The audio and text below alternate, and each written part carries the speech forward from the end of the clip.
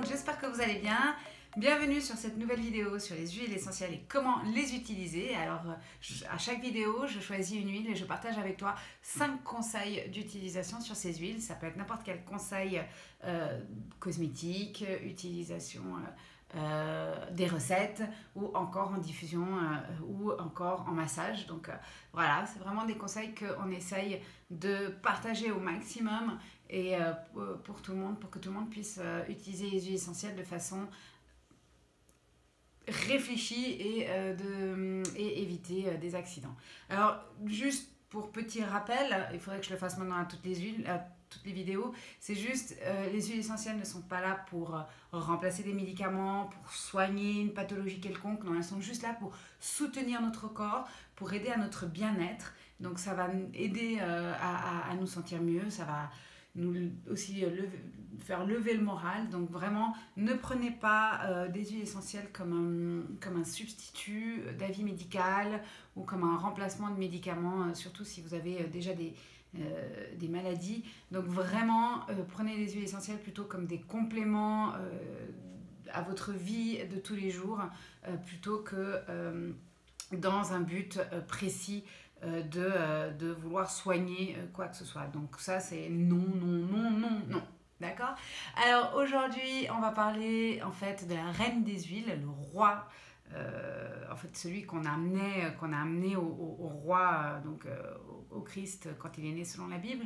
Donc il s'agit de l'encens, donc ici plus communément parlé le frankincense, mais à la base c'est de l'encens. Alors l'encens, c'est une résine d'arbre, donc chez doTERRA il est tiré de 4 arbres d'encens différents, donc il a 4 sources, et cette résine d'arbre on peut aussi la trouver en solide, donc c'est ce qu'on utilise aussi pour les défumigations. On peut aussi faire brûler les petits carrés d'encens.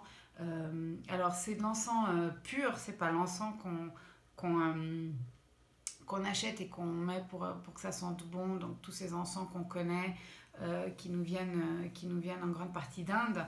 Là c'est vraiment de l'encens, l'arbre encens, et si vous la première chose quand on l'ouvre comme ça, alors moi j'aime beaucoup cette odeur. C'est vrai qu'il y a des jours où elle me dérange un peu, je sais pas pourquoi, mais là aujourd'hui ça va. Mais c'est vrai que certaines personnes ont beaucoup de mal avec cette odeur parce que elle fait penser un peu aux églises, à la mort, parce que c'est ces carrés d'encens, ces morceaux de résine d'encens que l'on brûle donc dans ces défumigatoires, enfin dans ces sortes d'outils de défumigation qu'on a dans les églises. Là, le nom m'échappe. Mais voilà, donc c'est vraiment l'encens, on a toujours utilisé ça pour nettoyer et nettoyer l'air, donc donner ce côté religieux en fait dans l'église. Et donc on utilisait beaucoup l'encens. Et c'est pour ça que nous, l'huile essentielle d'encens, on l'appelle la reine des huiles, ou plutôt l'encens, le roi, parce que ça reste un arbre. Mais c'est vraiment quelque chose, c'est une huile qui est très puissante, surtout au niveau spirituel, avec justement avec tout cet historique qu'elle a derrière.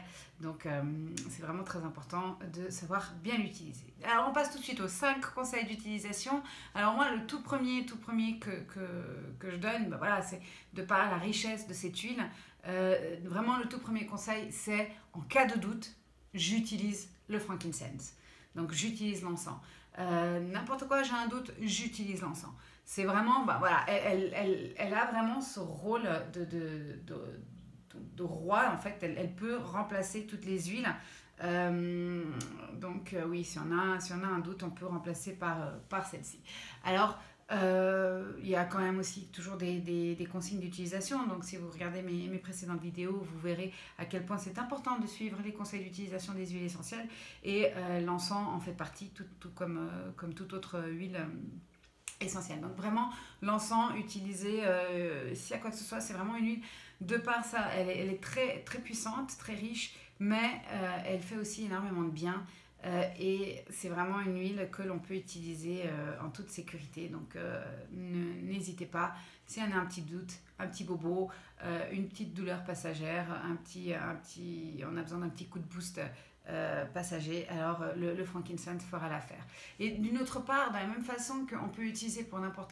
Enfin, pas pour n'importe, mais de la même façon qu'on peut l'utiliser en cas de doute, bah là, le frankincense aussi, il faut savoir que lorsqu'elle est mélangée à d'autres huiles essentielles, elle va démultiplier, en fait, elle va booster le pouvoir des autres huiles. Donc c'est vraiment une huile très importante dans une aromathèque et surtout aussi dans une armoire à pharmacie parce que ça peut énormément aider dans la vie de tous les jours. Donc ça, c'était pour le premier conseil.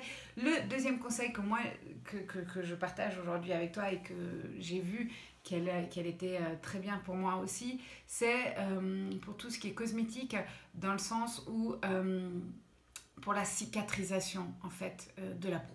Alors elle va rajeunir, elle va donner un aspect, elle va nettoyer, ça va être un aspect un peu plus propre. Donc vraiment, il y a ce côté vraiment aspect de la peau beaucoup plus jeune. Donc vraiment, moi je l'utilise tous les jours, d'accord, sur 2-3 cicatrices que j'ai.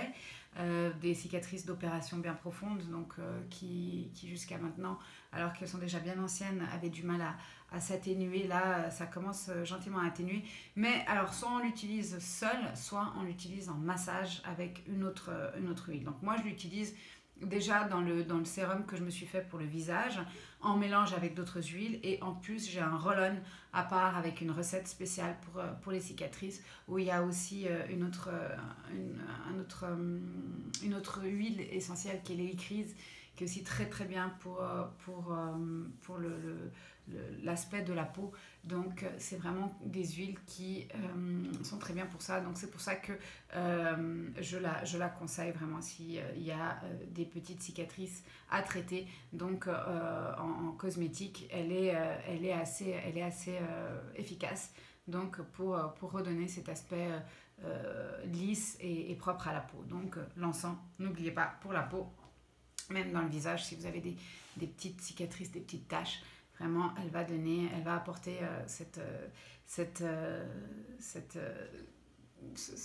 comment dire, les mots me manquent, mais aujourd'hui, je sais pas, je pense que c'est trop longtemps en confinement. Mais voilà, donc pour la peau, hein, voilà, vous avez compris le topo et on peut avancer tout de suite pour le troisième conseil qui, pour moi, fonctionne tous les jours aussi. Et qui peut fonctionner pour tout le monde parce que c'est une huile qu'on peut utiliser tous les jours. C'est vraiment de l'utiliser comme un complément alimentaire. Alors, j'insiste, hein, un complément alimentaire ne remplace pas l'alimentation. Un complément alimentaire ne vient pas pour résoudre les problèmes qu'on peut avoir dans notre corps, mais il vient juste soutenir le corps et il va renforcer le bien-être général du corps. Donc vraiment l'encens, elle est assez bien pour ça. Et puis il faut se dire qu'avec une bouteille comme ça, si on peut l'utiliser pour la peau, nourrir la peau depuis l'extérieur, et puis en plus de ça, on l'utilise à l'intérieur pour renforcer le système de notre corps, honnêtement, moi je pense que c'est tout bénef, et puis ça devient plutôt économique. Donc là aussi, on peut y aller une goutte seule sous la langue, dans une cuillère de miel, en thé, si vous aimez, parce qu'il y a des gens qui peuvent aimer, hein, donc voilà. On peut aussi l'utiliser dans un mélange, donc si par exemple vous utilisez aussi du yarrow pomme dont j'ai déjà parlé l'autre jour, mais si vous aimez prendre du citron le matin aussi, alors vraiment l'encens, vous mettez tout dans une capsule végétale et puis vous prenez. Alors pourquoi la capsule végétale?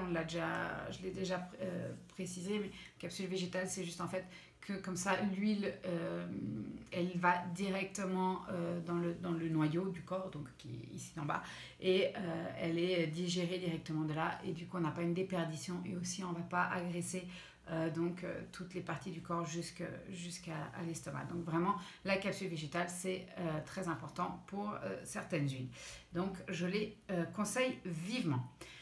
Quatrième conseil pour lequel on peut utiliser le frankincense, c'est pour des petites douleurs occasionnelles. Vraiment, on peut le mettre une goutte sous la langue parce que comme ça réagit très vite. avec ou sans une autre huile. Moi, je pense, des fois, je la combine avec la Copaiba. Donc vraiment pour des douleurs comme antidouleur et notamment comme pour les douleurs musculaires après l'exercice physique. Donc vraiment ça va soutenir, ça va apaiser depuis l'intérieur et ça va vraiment nous donner une autre récupération après l'exercice sportif. Donc voilà, le frankincense, pensez-y. Et puis encore une fois, si vous avez un doute quelconque avec une autre huile, si tu ne sais pas comment l'utiliser, ben, l'encens lui va pouvoir venir en aide et donc va faire le travail et va venir soutenir en fait la douleur, enfin pas la douleur mais le fait d'enlever la douleur plutôt.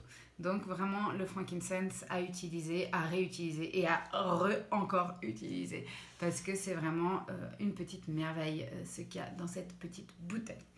Et pour finir, on arrive déjà à la fin. Le 5e et dernier conseil pour aujourd'hui pour le frankincense, c'est tout simplement de l'utiliser, de par son historique, de l'utiliser sur la méditation. Donc c'est une huile qui est donc, religieusement déjà très importante.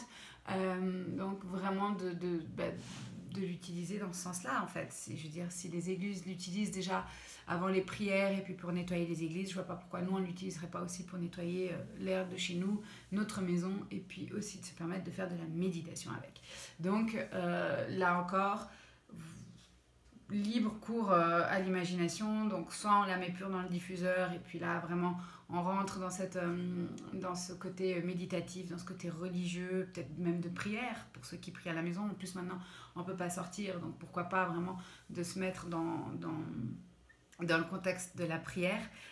Et puis aussi pourquoi pas la mélanger, donc elle va décupler aussi les sensations des autres huiles en la décuplant, en l'utilisant en mélange. Alors en diffusion, oui, donc vous pouvez la mettre dans le diffuseur. En plus, ce qui est bien, c'est que si vous mettez dans le diffuseur à eau qui ne chauffe pas les particules de l'huile, du coup, vous êtes en sécurité. Et pensez surtout, si vous utilisez de l'encens en bâtonnet ou vraiment la résine que vous brûlez, la résine d'encens, n'oubliez pas surtout d'aérer parce que c'est quand même nos appartements ou notre maison n'est pas de la taille d'une église ni donc de l'aile d'une église, donc du coup c'est vrai qu'il faut quand même aérer un petit peu parce que la défumigation sera peut-être un petit peu forte pour nos 20 mètres carrés dans une chambre. Donc voilà, c'est tout pour aujourd'hui.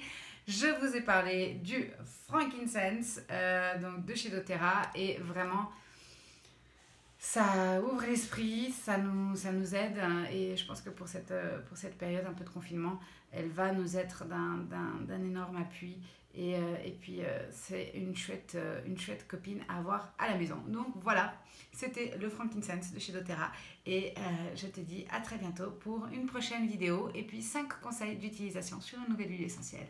À très bientôt, porte-toi bien, bonne journée, ciao ciao.